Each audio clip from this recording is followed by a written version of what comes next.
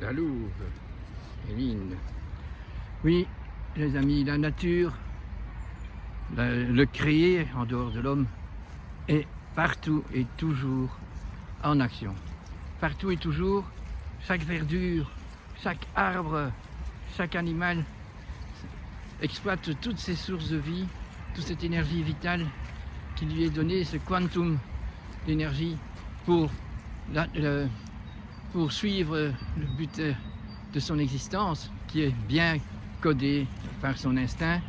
Mais il n'y a donc que l'humanité qui vraiment n'est pas belle, parce qu'elle n'est pas solidaire. Les individus ne sont que pour l'avoir et oublient d'être, de prendre cette énergie, cet esprit qui est partout disponible pour élaborer sur ce monde une unification, une paix entre les humains qui doivent être des frères, des amis, travaillant à la paix de tout le globe.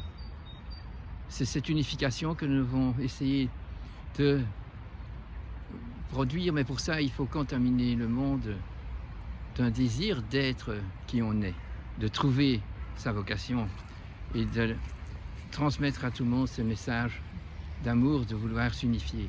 Alors on doit avoir partout des peuples bien différents, parce qu'ils habitent autre part, ils ont une autre histoire, oui. Mais de partout, c'est ce qui est beau qu'ils ont fait, c'est cette culture qu'ils ont, cette civilisation qui doit être partagée. Mais elle doit être dans son essence et rester dans son essence. Ce qui maintenant n'est plus le cas dans notre planétarisation, globalisation, c'est que de l'économie, c'est que le lucratif qui tient, et donc ça ne fait que des ennemis, parce que c'est toujours un plus qui a plus que l'autre, il y a toujours des riches, et alors ça veut dire qu'il y a beaucoup plus de pauvres. C'est à nous, un simple individu, de retourner à cette simplicité de notre être pour avoir, pendant le temps qu'on est ici, la joie de vivre par le partage. Oh ouais. Det slår fast det. Ja.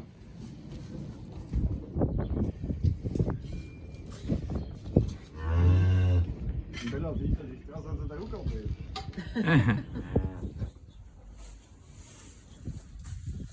Ja, de Gandhi is er al bij geweest en de Kleine is al buiten geweest. Ja, maar goed. Het is zo. Ze vraagt iets aan de Kleine, maar dat is zelfs niet wat. Oui. Oui, comme je vous disais, la nature créée en dehors de l'homme est toujours magnifique et toujours en train de travailler pour le bien-être commun. C'est un don donné aux humains. Et voyez ici, comme le spirit, l'esprit, la création, elle donne à tout animal, par sa naissance, c'est inné, comment il faut faire quand le veau naît, comment il faut amener la vache à manger ses arrière-faits, et au petit de lécher le petit, et au petit de se relever et d'aller au puits. Tout ça, c'est inné, donc il ne faut pas d'intelligence.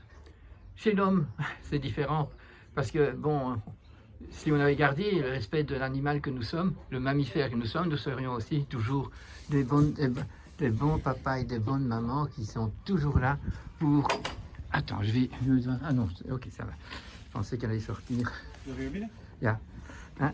Alors, vous voyez, la nature prévoit et donne à chaque animal son instinct, son guide de vie, et il n'y a pas de droit, lui, de changer cette nature-là. Simplement, c'est à cause de l'homme qu'on le change, on change l'épigénétique, on met toutes les vaches ensemble, on leur retire leur veau, et tout ça c'est pour la production, pour le lucratif de l'exploitation des animaux que nous faisons.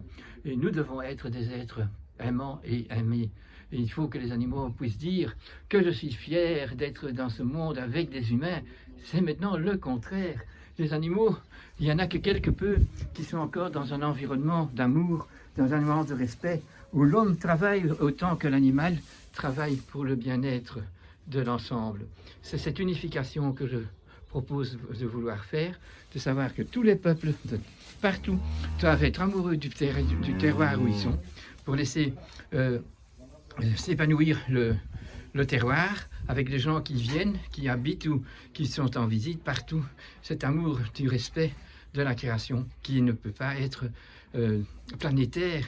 Si vous voulez, chaque zone de notre planète est un organe de la planète. Et chaque organe doit être aimé, et chaque organe donne des épanouissements et des qualités différentes. Et c'est cette complémentarité, cette solidarité qui fait cette unification qui fait la beauté du monde.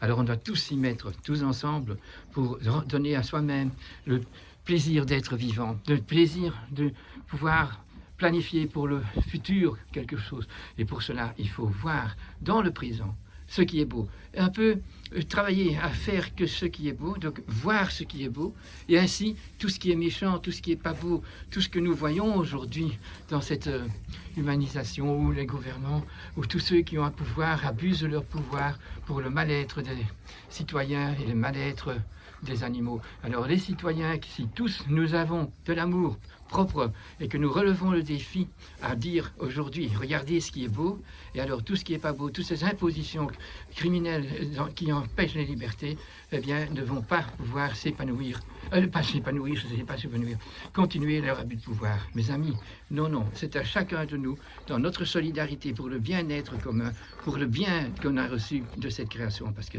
la création est belle et continue à être belle, et si elle doit nous donner des maladies, c'est pour qu'on comprenne comment il faut faire pour ne pas avoir de maladies. Le mal le dit, et la beauté dit le contraire. Alors faisons ce qui est beau. Alors n'adorons que la création, tout ce qui est créé, et l'esprit qui crée, mais ne faisons pas le veau d'or de toutes les inventions négatives que nous avons faites et inscrites dans la loi depuis la Deuxième Guerre mondiale, et que ce soit la dernière guerre mondiale et pas la troisième vague, comme on dit, la troisième guerre mondiale. Et on y est, il faut en sortir, par la paix et pas par la guerre. Alors ne prenons pas le virus comme le méchant, mais voyons bien comme nous avons été très malsains, très mauvais dans la gestion de ce monde. Et oui, voyez ce qui est beau. Les forsythias sont déjà en fleurs. La fleur vient avant la feuille.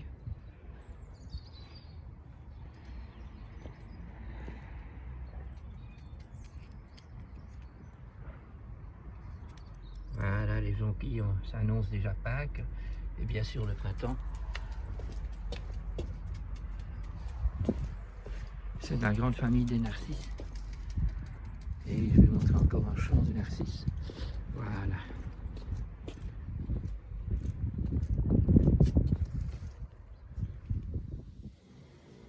Après la Première Guerre mondiale, nous avons abandonné le cheval, dans le sens qu'il n'était plus actif tous les jours dans la vie sociale et dans la vie de la communauté. Et donc cet abandon-là, c'est pour la machine à moteur, pour lequel donc on abandonne la nature. Avant la machine à moteur, il n'y avait pas de pollution. Le cheval était ce qui nous mettait toujours au pas. Ça nous permettait de franchir toutes les difficultés, tous les obstacles étaient franchissables par le cheval, et le cheval a ouvert à l'homme sa possibilité d'évaluer, d'avoir un aperçu des réalités et de toujours revenir dans le recyclage et de devoir tout préparer, travailler pour le cheval qui travaillait pour lui. C'était donc un ensemble tout à fait et organique et biologique et écologique. Mais après la Deuxième Guerre mondiale, c'est le moment, après la Première Guerre mondiale, c'est le moment où on abandonne les liaisons qu'on avait avec le cheval comme monture et comme liaison avec la biologie, avec l'écologie. Tout était encore dans l'écologie. Ça a été abandonné à ce moment-là. Et à la guerre 40-45, eh bien, c'est là qu'on a fait le diabole, qu'on a cassé le symbole, les atomes, et qu'on a commencé à se péter dans tous les sens et ne plus rien faire qui était concordant avec notre devoir d'humain, de gestionnaire de la nature et devoir de respecter cette nature autour de nous. Donc nous allons reprendre le cheval qui a un très bon baromètre. D'ailleurs, l'étalon, c'est une mesure qui est connue dans le monde entier et que nous avons abandonné, cette mesure de l'étalon, parce que voilà, c'est tout par hasard, c'est le mal du cheval. Nous allons reprendre donc la troisième leçon sur le cheval, et dont son ancêtre pachydermique c'est l'éléphant, et le bout de la trompe c'est le bout du nez du cheval, une petite main qui peut tout manipuler et reconnaître, parce que à cet endroit-là, ses yeux ne voient rien. Donc il doit percevoir par le toucher, par la main. Donc vous voyez qu'il faut faire le symbole. C'est quoi la main? La main c'est 5 doigts par main, et c'est pas du digital, hein, où on n'emploie qu'un doigt pour pousser sur une touche. Ça, c'est pas le bon juste chemin. Je vais vous parler... Ah tiens, j'ai oublié de mettre la queue du cheval. La queue du cheval qui est ici. Voilà, voilà. C'est un cheval qui est mort à la clinique des militaires à Bruxelles, où moi je faisais mon service militaire. Et c'est un pur sang. J'ai pu garder la queue que j'ai tissée et que voilà, le symbole est là. Avant de parler vraiment que du cheval, je voudrais faire un petit lieu pour qu'on se rende de nouveau bien compte de ce qu'est le monde dans lequel nous vivons aujourd'hui et que nous avons tout laissé faire. Les habitants, les habitations, les routes, les moyens de transport apprécient les isolements maintenant. L'alimentation également se retrouve stérilisée, isolée dans le vide et le plastique. La reproduction humaine n'est plus charnelle, mais travaillée scientifiquement dans des laboratoires. Tout le côté organique ou animal de l'homme est remplacé par des procédures de haute technologie. La communication virtuelle remplace le contact direct des yeux dans les yeux et des véhicules de transport terrestres répondent aux lois aérodynamiques, tandis que les avions dans le ciel aérien répondent aux lois de la gravité. Les routes sont des parcours d'obstacles, tandis que le chemin devait être libéré d'obstacles. L'invention du TGV oblige à la disparition des chemins de fer qui reliaient terroir à terroir et permettaient aux passagers de descendre et de monter dans chaque station, d'observer les paysages, de dormir dans les couchettes. L'homme techno, producteur, consommateur, utilitariste ou nombrilique, a divorcé volontairement avec sa haute nature innée. Il a déchiré le pacte avec son alliance éternelle indissociable de sa nature humaine, qui est tellurique et divine, et refuse sans discours de s'engager à entretenir sa planète. Ne parlons donc pas des soins à proléguer à son univers. Depuis le New York Drame, la civilisation humaine décide à la place de la nature. Ainsi, depuis notre nouveau look planétaire, nous ne permettons plus aux lois naturelles et universelles de jouer leur rôle et de régulateur pour harmoniser périodiquement les êtres et leur milieu.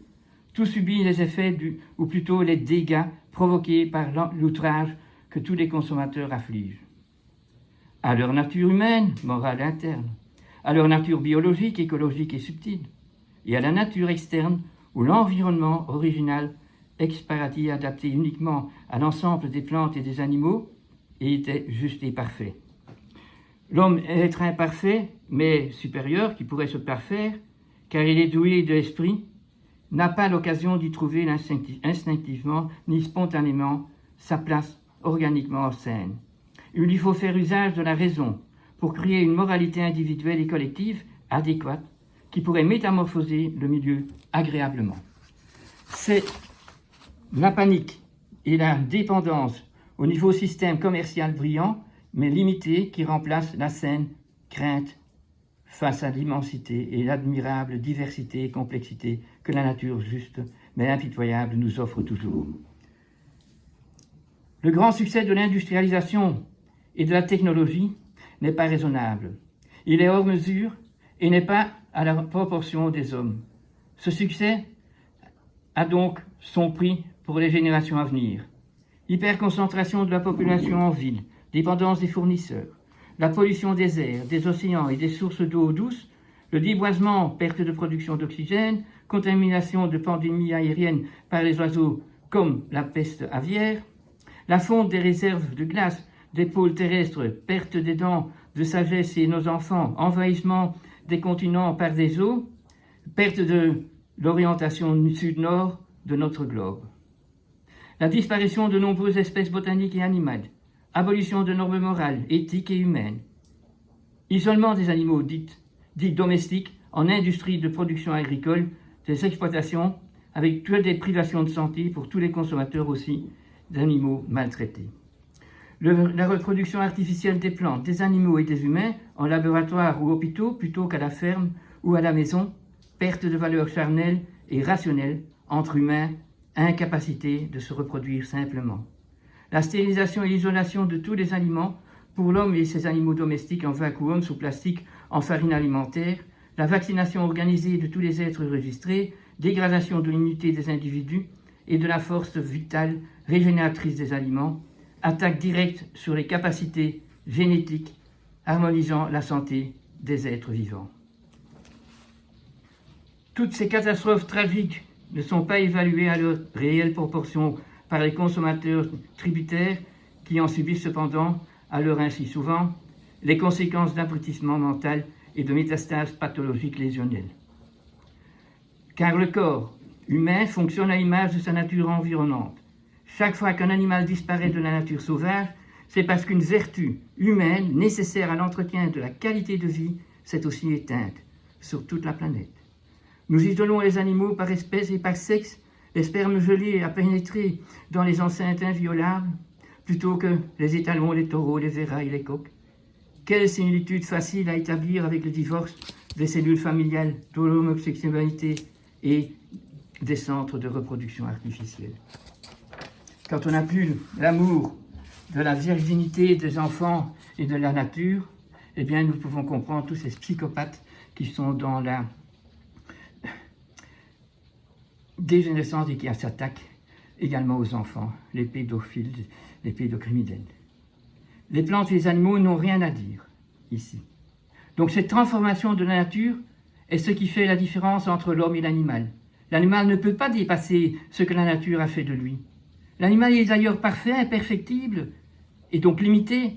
Il doit donc tomber malade quand les conditions requises de l'environnement ne sont plus présentes et disparaître du globe quand le minimum vital de sa diversité n'est plus restauré. Pour toutes les plantes et pour tous les animaux, pour tout ce qui nous entoure, demain n'existe pas et ne leur donne aucun souci. Pour les membres de notre espèce supérieure, demain devrait donc être l'obsession de chaque instant. Ce qui nous rend radicalement différents est l'invention de demain et l'invention du bonheur qui n'existe pas pour les autres créatures. Ces inventions imaginaires sont permises par la richesse de notre système nerveux central, diront les scientifiques. Cette richesse biologique innée, certes, nous a été donnée par la nature, mais elle nous permet aussi de lui échapper, car nous sommes les seuls êtres libres. La transformation de la nature est donc ce qui fait la différence entre l'homme et l'animal. L'animal ne peut pas dépasser ce que la nature a fait de lui. Il en est prisonnier. Il n'exécute que les propriétés qu'il possède dans un cadre précis et prévu. Le terroir. La réponse participative de la nature a un sens. Elle est un indicateur de la qualité de l'intervention de l'homme. L'homme peut transformer son héritage biologique, mais en refusant son conditionnement naturel inné et en dilapidant son patrimoine, il se trahit et subit l'expérience des conséquences néfastes qu'il crée de toutes pièces. S'il travaille respectueusement, raisonnablement, c'est-à-dire à l'image de la nature visible, en accord avec sa nature subtile, il obtient la preuve de la réponse participative de cette nature qui se retrouve aussi élevée. Ainsi, nous voyons le loup sauvage évoluer en chien, que la panthère ou le guépard se déguisent en chat domestique. Nous voyons que les raisins arrivent à se transformer en vin et champagne, tandis que le grain évolue artisanalement en whisky et en pain. Il suffit de connaître et de respecter scrupuleusement le chemin à suivre.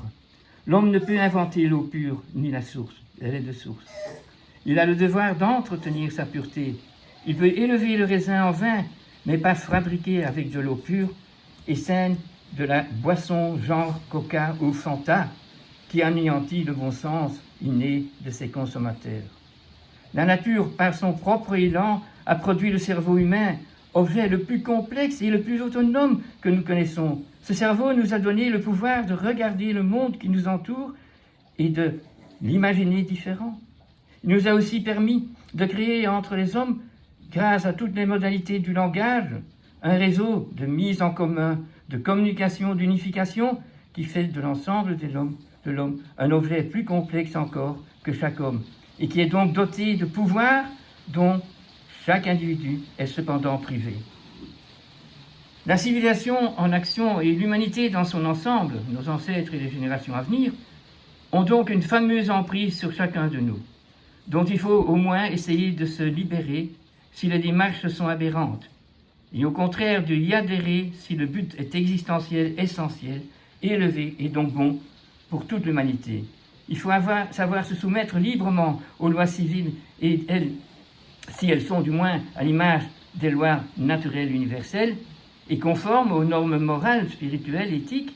Sinon, il faut apprendre à faire roue libre en attendant d'avoir une emprise valable et élevée, faire abnégation, rester présent sans sentiment de frustration si possible et sans dénigrer les perturbateurs de cet équilibre pourtant connu coupable. L'homme doit choisir. L'homme peut donc choisir, ou pire, il est obligé de choisir. Il n'a pas la liberté ni le droit de ne pas être libre, de jouer l'indifférent et non concerné qui peut polluer toute la sphère morale de l'humanité et toute la nature elle-même.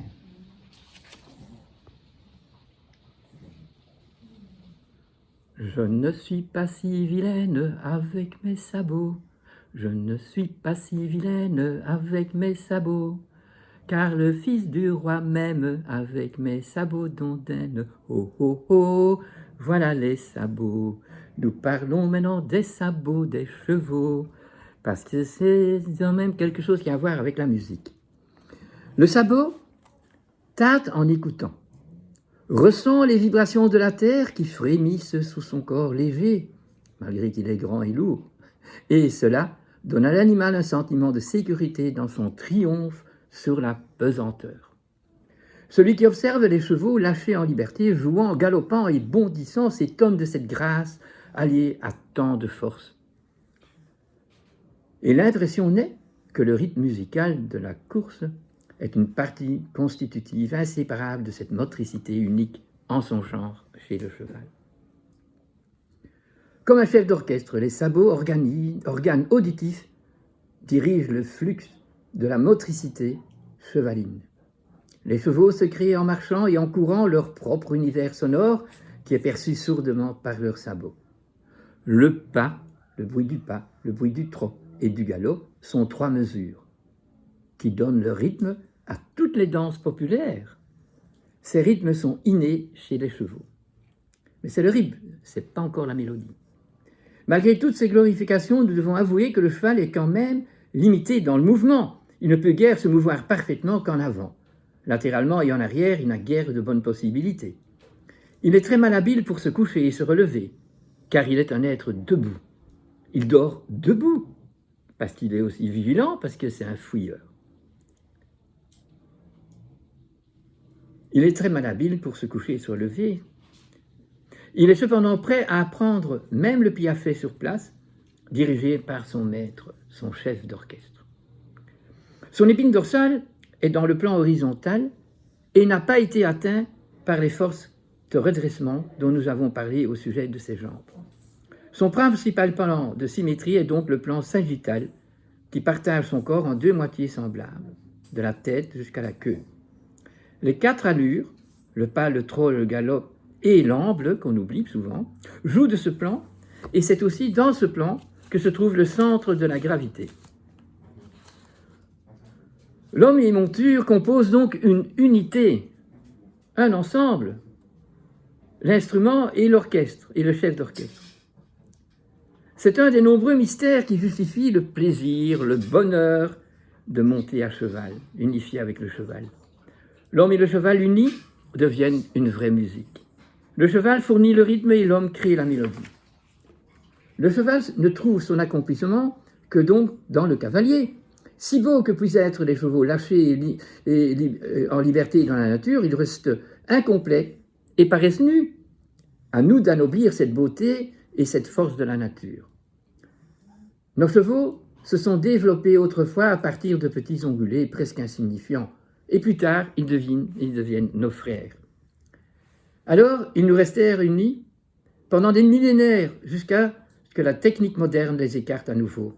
Leur beau rythme est remplacé par la mesure rigide des moteurs à 2 et à 4 temps, et maintenant même en électricité, en batterie, et puis par des moteurs à injection assistés par ordinateur, et leur force fraternelle nous a été ravie. Donc on n'est plus sur la même terre, sur le même sol.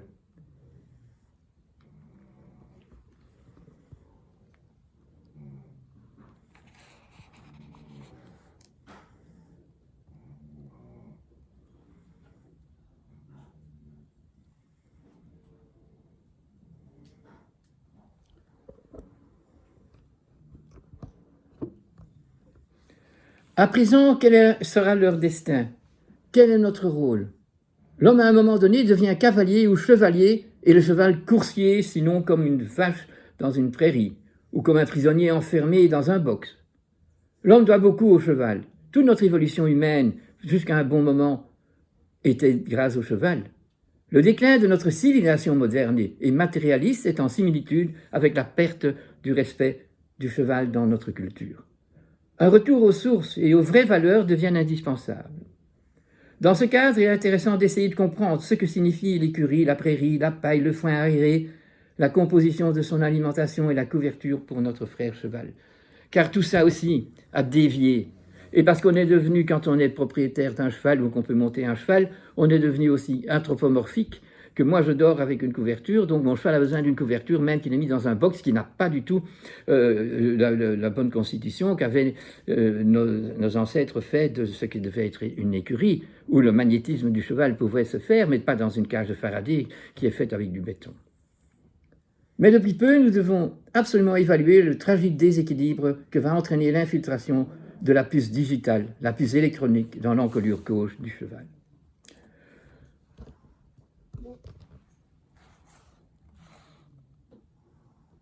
Le cheval, être subtil, qui représente l'équilibre subtil, la balance exacte entre le vertical et l'horizontal, se retrouve dorénavant avec un corps étranger comportant un code barre protégé par une fibre synthétique injectée dans le ligament suspenseur gauche de l'encolure qui relie la tête au garrot.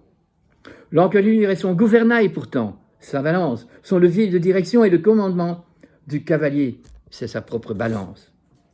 Subtile balance. Quand une balance est en équilibre, le moindre poids posé d'un seul côté fait chavirer l'ensemble. Amis du cheval, ouvrez-vous les yeux, informons nos responsables des dommages qu'ils entraînent. Le cheval est l'animal mammifère qui contient du fer, ferrum, en masse, du fer dans sa myoglobine, masse musculaire, et dans son hémoglobine, sang apétique. Et ce fer est magnétique, c'est un aimant qui aime être aimé et qui transpose l'amour sur l'homme. Il ne lui faut donc pas beaucoup d'années au cheval d'infiltrer pour démagnétiser lui-même la puce électronique, si ce cheval est tenu hors de la cage Faraday. Le magnétisme du fer aimanté présent dans toutes les cellules du sang et de toutes les cellules de muscles sont actifs et nécessaires pour orienter et verticaliser le cheval.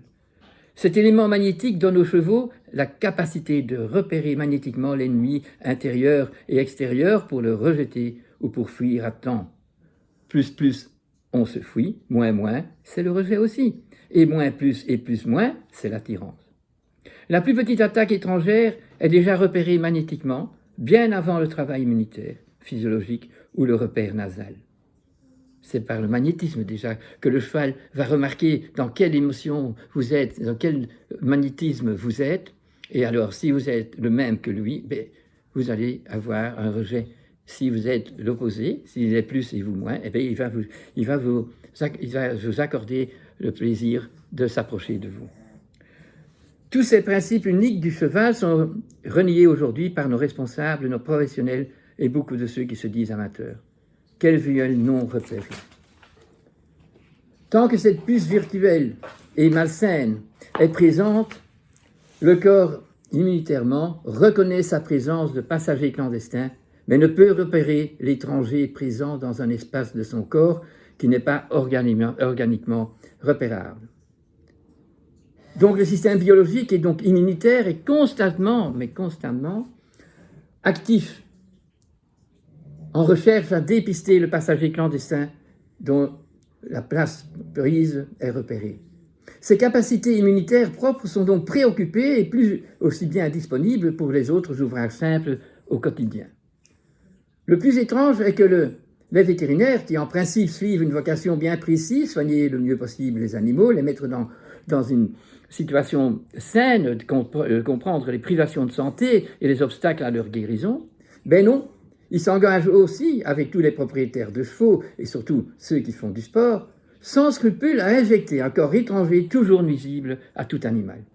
Si encore ce moyen pervers pouvait protéger pour l'une ou l'autre maladie, mais non, cette intervention technologique et malsaine ne répond qu'à un traçage et la sauvegarde de l'alimentation humaine par une politique économique pathogène. Les amateurs de chevaux se laissent piéger. Les professionnels qui font du business, du profit à haute rentabilité, et les administratifs qui ne sont pas sur le terrain, sont les seuls gagnants de ce système égotrophique à leur avantage et hétérolytique au désavantage des autres innocents.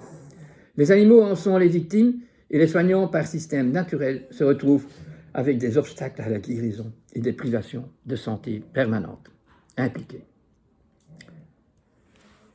Voilà de nouveau un constat de la déviation que l'humain a fait après la Deuxième Guerre mondiale, quand il était déjà séparé du travail quotidien avec le cheval, de ce rapport quotidien où l'homme devait travailler pour entretenir son cheval et tout ce qu'il devait avoir pour monter son cheval ou tirer la charrue et tout ce qu'il faut comme espace, comme foin, comme